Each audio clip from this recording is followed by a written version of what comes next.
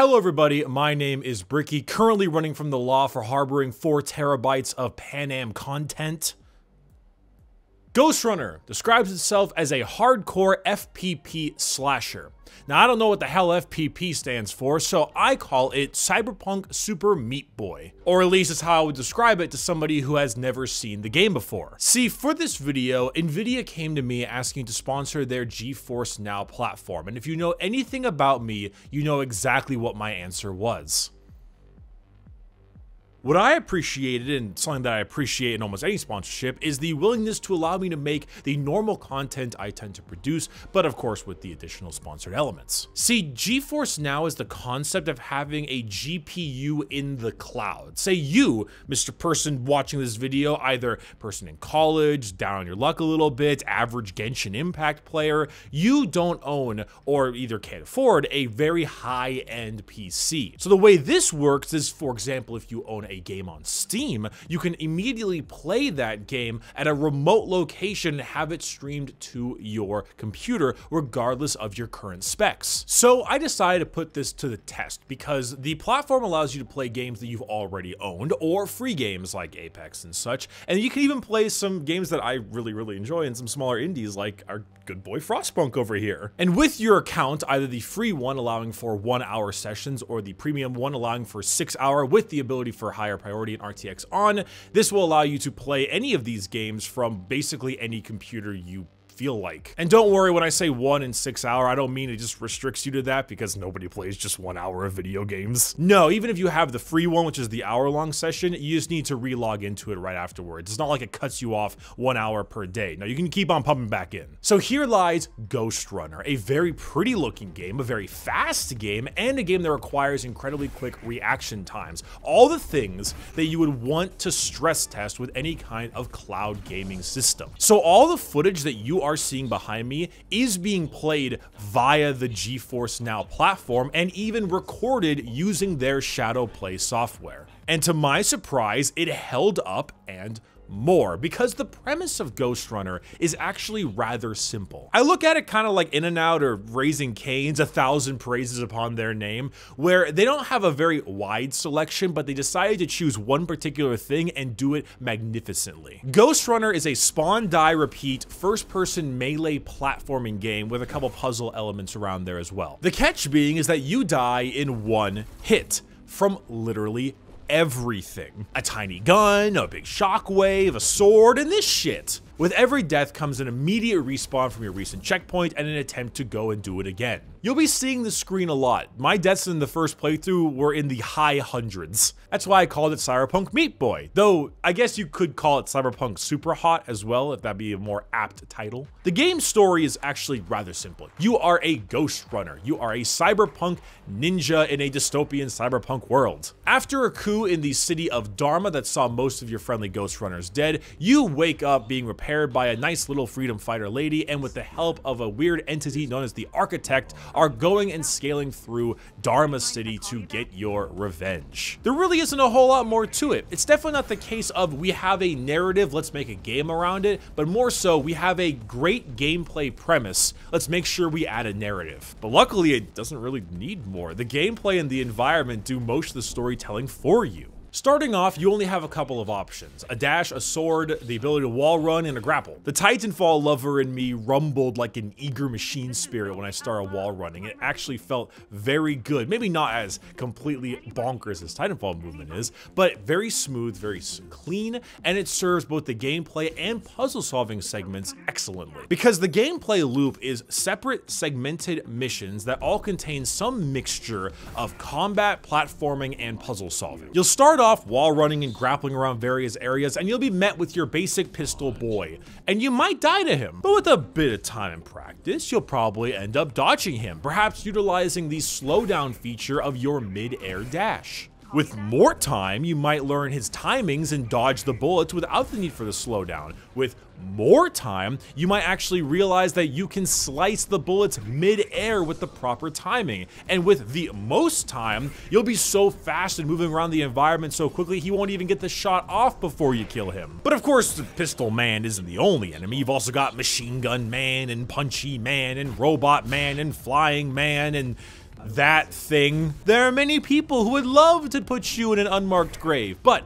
luckily for you, Ghostrunner tends to reward mastery of its gameplay mechanics. The thing is that Ghostrunner as a game doesn't really need you to be amazing at it to beat it. But if you're able to really function with its mechanics and master its levels and movement, you'll end up flying through levels with no problems. There's the usual spawn die, spawn die, spawn die you'll get in every encounter, but because, like I said, one shot, that means the only way you can tend to win these combat arenas is by never getting hit. And so when you actually pull it off, it is really cool looking. As the game continues, you'll end up getting some upgrades that can be slotted into a cool little microchip section on your board. This is actually a pretty cool way to do upgrades. Not all of these things are massive improvements, but the way they are function is that the bigger, more obtuse looking ones have better benefits than the smaller ones. And so not only does it make sense from a point of view of power, but it also rewards you for being good at Tetris. You'll also get other abilities you can charge up throughout the game, like a blink or a palm blast, but none of these things are ever truly needed. So long as you've got wall run, grapple, sword, and dash, that's pretty much all you will need for almost the entirety of the game. There will be some other blue upgrades on the maps, things like throwing stars or big jumps, but those are entirely meant to solve map-specific and level-specific puzzles. By mastering those base mechanics in the game, that's when you'll end up getting the insane clips and feel just this overwhelming sense of pride as you breeze through enemies that gave you so much trouble before. As for the levels themselves, from a visual point of view, they do look really good. They kind of remind me a bit of certain Destiny raids and strikes, where they'll have these big skyboxes and all this time and effort put into just having a gorgeous level to walk through, even though you don't interact with most of it. Your actual play area does look good, but it's a lot smaller compared to the overarching span of the world around you. The visual spectacle really bumps its way up the higher you go, especially when you get into the rooftops and the just main mega structures of Dharma. It is very pretty, it is very colorful, it is very cyberpunk. Ghostrunner looks gorgeous, even with some of the texture issues, because it does such a good job with lighting, with the setting, and with the skyboxes. This is pure, grungy, neon cyberpunk, and it is an absolute visual treat. And I'm sure you're curious, it's a cyberpunk game, how's the soundtrack? Oh, it's pretty damn good.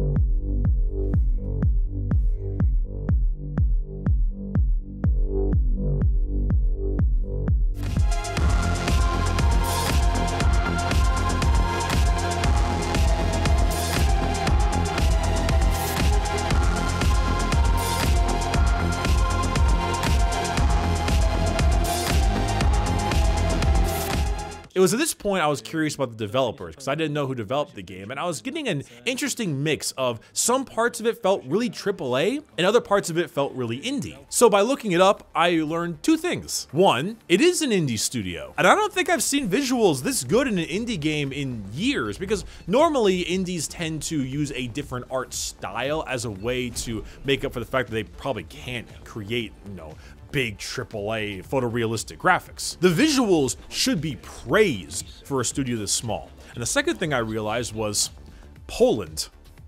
Can someone explain to me what they're feeding the devs out there in Poland, where they can keep coming out with banger after banger after banger video games year after year? I don't know what you've all been smoking, but can you please bring it over here to America, land of the loot box cocainium, please? Because this shit is fantastic. Ooh, speaking of cocainium, I haven't seen any speed runs for this game, but this game feels ripe for speed running, so perhaps future Bricky can talk about if that's like really hyper and scary. Yeah, this is some grade A crack cocaine shit right here. When I first saw some of the footage of Ghostrunner, I didn't think it looked particularly difficult because the enemies seemed really simple and weak, and I was even looking at this guy and thinking, it probably isn't the worst thing, because I didn't know that it was only one-hit death. I thought you had a health bar or something. You can take a couple shots. Nope. And I can confirm, this guy's a bitch. Amida Station security protocols compromised. Amida Station security protocols compromised. Emergency mode activated. Core failure.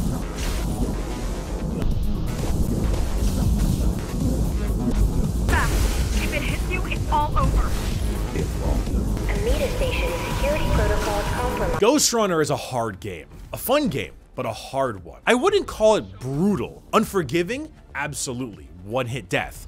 But brutal? No, I don't think so. You'll have a few moments of how the fuck did that hit me, and of course you might get mad at certain sections, particularly that guy, but I never found myself raging. I never rage quit the game. It's the kind of tough that makes it only more satisfying when you finally beat it. If you liked Mirror's Edge, Titanfall, Super Hot, or Doom, I think you'd really like this game. Mirror's Edge and Titanfall for the movement, Super Hot for the kind of spawn die, but also one fluid motion of finishing an entire level, and Doom because all of you are just cracked out of your goddamn minds and want to find a way to break every game you've ever owned. I've seen your things on YouTube. My experience with Ghostrunner is a genuinely positive one, which is exactly why I feel so confident in recommending it on the GeForce Now platform. It has great benefits for someone who's in a situation where they can't have a really high-end PC, whether you can't afford it or perhaps because, say, you travel a lot for work and the best you have is a little laptop, and yet